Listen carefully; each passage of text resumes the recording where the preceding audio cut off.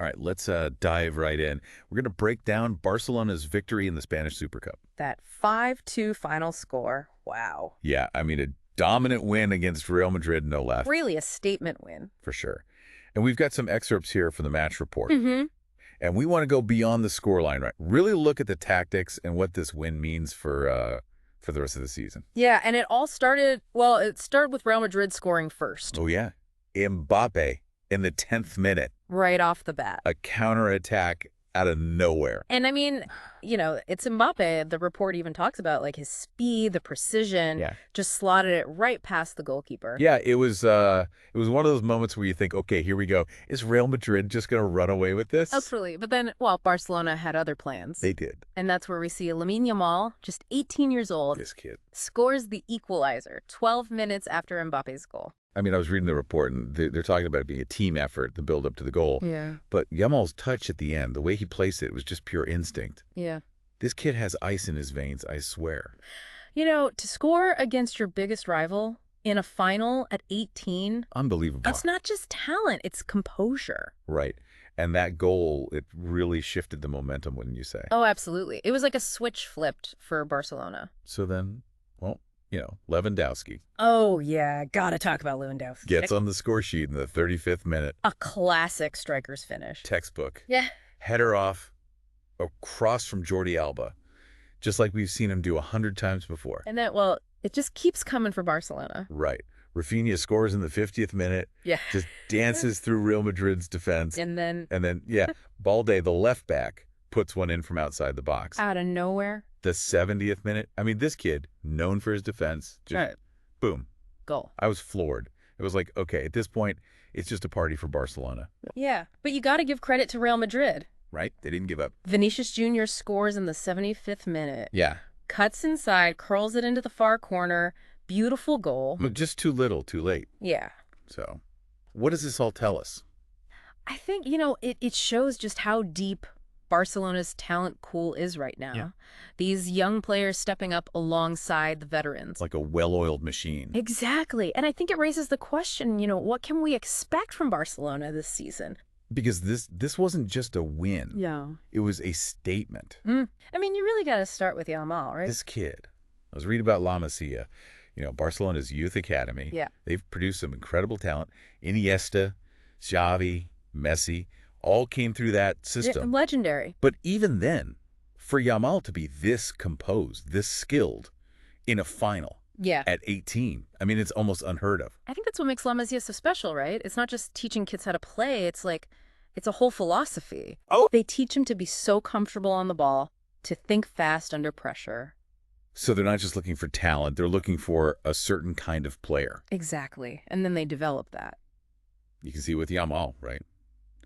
Not afraid to take on defenders, works well with the team, and finishes like a pro. Like he's been doing it for years. So what's next for him? I mean, can he keep this up? Is this a sign of things to come? Hard to say for sure, but it's definitely put him on the map. And it shows what Barcelona does, how they build these players up. Yeah. And on the other end of the spectrum, you've got Lewandowski. Right, the veteran. Textbook goal, like we said. But the thing is, everyone knows how he plays. Right. And he still scores. That's what separates the good from the great, isn't it? He keeps evolving. Positioning, strength, agility. That header, though, just rose above everyone. Like he was floating. Perfect timing, the strength to hold off the defender and then directs it right where he wants it. Unstoppable. And the thing about Lewandowski is it's not just the goals. The match report even talks about how he's always moving, always creating problems for the defense. Even when he's not scoring, he's a factor. Exactly. Okay, so we've got the youth, the experience. Now we got to talk about, the Brazilian flair. Oh, yeah. Raphinha. That goal, the way he just went through the defense, like a hot knife through butter. He's electric. The skill, the power, and he's not afraid to try things. The report said unpredictable and exhilarating. Yeah. Perfect description. You never know what he's going to do. Exactly. It's like he brings this controlled chaos to the attack. But it's not just about individual skill. Nope. It's about how it all fits together, the team, the tactics. Like a puzzle. Exactly. And then, well, Balde. Who predicted that? The left back. That goal. Right. From outside the box. Yeah. It's like, where did that come from? It shows the depth they have, right? Even the defenders are scoring. It's like every player from the youngest to the oldest, is dangerous. So how does Real Madrid respond to this? I mean, they have a history of bouncing back, but this felt different. Yeah, they seemed a bit, I don't know, disjointed. Not the Real Madrid we're used to. Right. Almost like they were relying too much on individual talent. And not enough on the team as a whole. Exactly. Ancelotti, their manager, he's got some work to do. He's got to find a way to make it all click. So what did Real Madrid learn from this loss?